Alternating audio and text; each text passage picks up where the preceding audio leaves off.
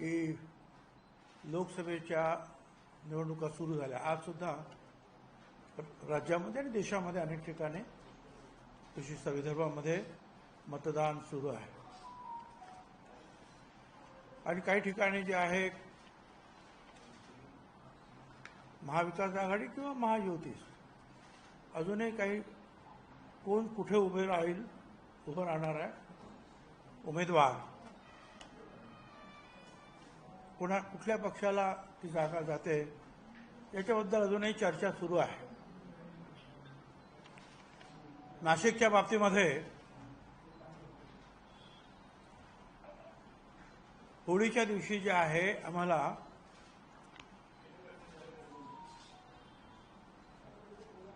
अजितदादाचा निरोप आला म्हणून आम्ही देवगिरीवर गेलो आणि तिथे अजितदादा, प्रफुल्ल पटेल, तटकरे बसले होते आणि 1 वाजता बोलवलं. आम्हाला जायचं होतं नाशिकला. म्हणजे कशाला बोलवलं? म्हणाले की आजच आम्ही 6 वाजता दिल्लीवरून आलो आणि दिल्लीला देशाचे गृहमंत्री अमित शहा यांच्याबरोबर मुख्यमंत्री शिंदे, फडणवीस, अजितदादा आणि त्यांचे 2-2, 4-4 जे काही प्रमुख त्यांनी ठरवले ती सगळी मंडळी या सीट शेअरिंगच्या बाबतीमध्ये कुठल्या जागा कुणाला द्यायच्या या बाबतीमध्ये चर्चेला आम्ही बसलो होतो. आणि त्यावेळेला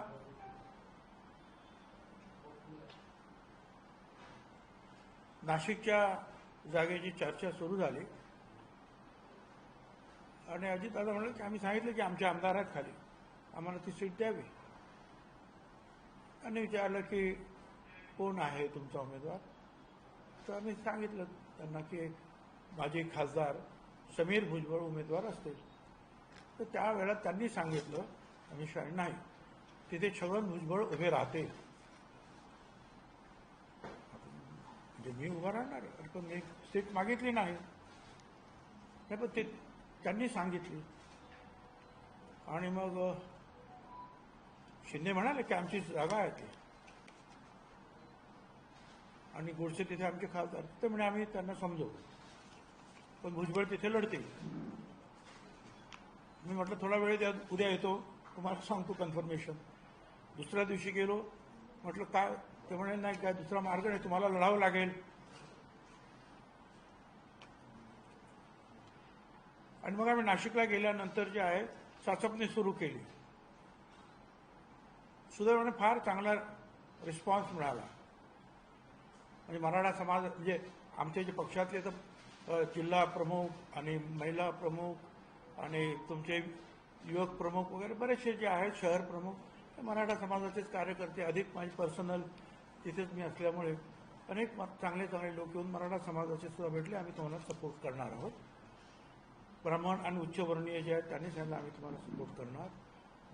जे आमचे दलित बांधव आहेत ते म्हणाले तुम्ही आमच्यासाठी काम केलेलं आम्ही तुम्हाला सपोर्ट करणार. आदिवासी समाजाचे लोक आले, अल्पसंख्याक आले, ओबीसी तर निश्चितपणे सगळेच आले आणि चांगलं वातावरण जे आहे सुरू झालं. आणि त्यानंतर जे आहे ती बातमी बाहेर फुटली आणि ती चर्चेला सुरुवात झाली की भुजबळ उभे राहणार. आणि मग मला सांगावं लागलं की मला असंच सांगितलं आहे. आणि मग त्याची तुम्हाला माहिती आहे की चर्चा वर्तमानपत्रात, प्रिंट मीडियामध्ये बरेच दिवस चालली. आम्ही सुद्धा जे आहे हळूहळू कामाला लागलो, लोकांशी चर्चा करायला, बोलायला लागलो. परंतु जे पुढे इथे जागा जे जाहीर करताना आणि उमेदवार जाहीर करताना वेळ लागायला लागला. बरं, हे सांगता हे खरं आहे का तिथे दिल्लीत असं ठरलंय याची शहानिशा करण्यासाठी मी देवेंद्र फडणवीसांना फोन केला. आणि त्यांना सांगितलं आपण समीर भाऊला उभं करूया नाशिकला. ते म्हणजे नाही, तुम्हालाच उभं राहायला सांगितलेलं आहे केंद्रातून. म्हटलं नक्की? हो म्हणजे तुम्हालाच उभं करा. बावनकुळेला विचारलं, बावनकुळे मी होतो ना तिथे, मोदी साहेबांचा निरोप होता आणि अमित शहा साहेबांनी सांगितलं की तुम्हाला उभं राहायचं म्हणून. मी होतो त्या मिटिंगमध्ये. बरं. म्हटलं मी जस्ट कन्फर्म करून घेतलं, खात्री करून घेतली नक्की आहे का, आणि त्याप्रमाणे आम्ही कामाला लागलो. आता मला असं वाटलं की पहिल्या आठवड्यामध्ये आता हे आमचं जरी बोलणं झालं तरी नियमानुसार जे आहे पक्षानं युतीनं जाहीर करायला पाहिजे ना ती जागा. पण नंतर कळलं की चर्चा सुरू झाल्या.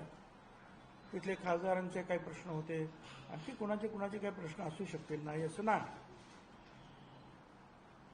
पण पहिल्या आठवड्यात झाला नाही, पण दुसरा गेला, तिसरा गेला, आणि तोपर्यंत 3 आठवडे मागच्या, कारण साधारण होळीच्याच दरम्यान विरोधी पक्षाचे जे आहेत महाविकास आघाडीचे उमेदवार जाहीर झाले आणि ते कामाला लागले. म्हणजे आज जवळजवळ 3 आठवड्यापेक्षा जास्त ते त्या नाशिक लोकसभा मतदारसंघामध्ये फिरत आहेत आणि त्यांचा प्रचार फार पुढे सुद्धा गेलेला आहे. आणि अजून सुद्धा जे आहे ह्या चर्चेच्या या गुऱ्हाळातून नाशिकचा काही तिढा सुटलेला दिसत नाही. आता जेवढा अधिक उशीर होईल तेवढं नाशिकच्या सीटचं जे आहे नुकसान सुद्धा होऊ शकतं. त्याच्यामुळे ताबडतोब निर्णय घेणं मला वाटतं गरजेचं आहे. ताबडतोब कोण ही जागा लढवणार, कुठला हा पक्ष आणि उमेदवार कोण, हे ताबडतोब जाहीर करायला पाहिजे. नाहीपेक्षा उगीच अडचण निर्माण होईल त्या जागेमध्ये, कारण समोरचे पक्ष जे आहेत जो म्हणा कामाला लागलेले आहेत.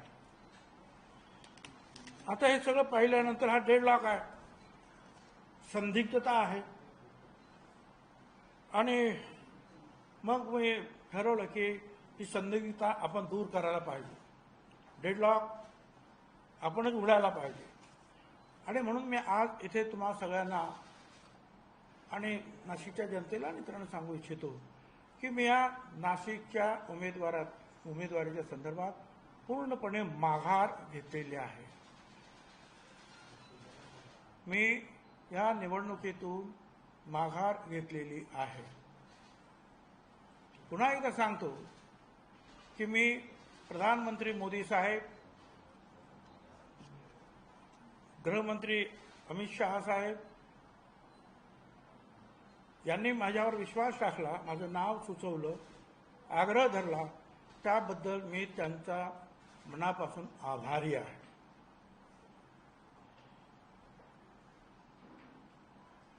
गेल्या काही दिवसांमध्ये मी प्रचाराला इतर ठिकाणी सुरुवात केली. चंद्रपूरला जाऊन आलो, मुनगंटीवारांनी त्यांच्या प्रचार 2-4 मिनिटं घेतले. आणखीन अनेक ठिकाणी जे आहेत त्यांनी माझ्या तारखा मागितलेल्या आहेत, किमान 6-7 ठिकाणी, आणखी ते वाढत जातील. जिथे जिथे जे आहेत महायुतीच्या उमेदवारांसाठी मला बोलवण्यात येईल सभेसाठी, मी निश्चितपणे तिथे जाणार आहे आणि महायुतीची जी आहे शक्ती वाढवण्याचा प्रयत्न करणार आहे. मी पुन्हा एकदा माझ्या पक्षाचे सुद्धा जे नेते आहेत, बीजेपीचे नेते आहेत आणि शिंदे मुख्यमंत्री, सगळ्यांच्या मनापासून आभार मानतो. नाशिकमध्ये ज्यांनी मला पाठिंबा व्यक्त केला स्वतःहून येऊन, मग त्याच्यामध्ये अनेक पक्षाचे, बीजेपीचे तर निश्चितपणे होतेच, तेच होते, पण इतरांनी सुद्धा जे आहेत की साहेब आम्ही तुमच्याबरोबर राहणार. किंवा मराठा समाजाचे जे आहेत अनेक लोक त्यांनी सांगितलं नाही, नाशिकच्या विकासासाठी आम्ही तुमच्याबरोबर राहणार. कारण नाशिकचा विकास 2009 ते 2014 5 वर्षामध्ये समीर भुजबळ तिथे खासदार होते, मी पालकमंत्री होतो, आणि मग तो इथून Mumbai Nashik road, flyover, Nashik Chandrapur, Trimbakeshwar, Nashik Poona, Nashik Yeola, Aurangabad, ring roads दोन्ही, एअरपोर्ट, बोट क्लब, नंतर कुंभमेळा येणार होता म्हणून गोदावरी नदीच्या काठाचे असलेले जे घाट वगैरे, वेगवेगळ्या मंदिराचे वगैरे प्रश्न तिथले, तर अनेक कामं जे आहेत रस्त्यांची सुद्धा आम्ही केली होती, डेव्हलपमेंट. त्यामुळे त्या नाशिकच्या लोकांचं आमच्यावर प्रेम होतं आणि त्या प्रेमाखातीर त्यांनी सांगितलं की आम्ही तुम्हाला नाशिकच्या विकासासाठी, आणि अर्थात मोदी साहेबांचे तिकडे 3 आमदार बीजेपीचे आहेत, त्यांनी सुद्धा सांगितलं की मोदी साहेबांचे हात आम्हाला बळकट करण्यासाठी आम्ही तुम्हाला निश्चितपणे जे आहे पाठिंबा देणार, परंतु हा तिढा जो आहे हा कुठेतरी सुटला पाहिजे आणि कामाला लागलं पाहिजे. आणि म्हणून मी स्वतः जे आहे या निवडणुकीतून माघार घेतो आहे. आणि ज्यांनी मला सपोर्ट जाहीर केला नाशिकमध्ये, त्या मतदारसंघात, महाराष्ट्रातून इतर ठिकाणाहून काही फोन आले, त्या सगळ्यांचा मी मनापासून आभारी आहे.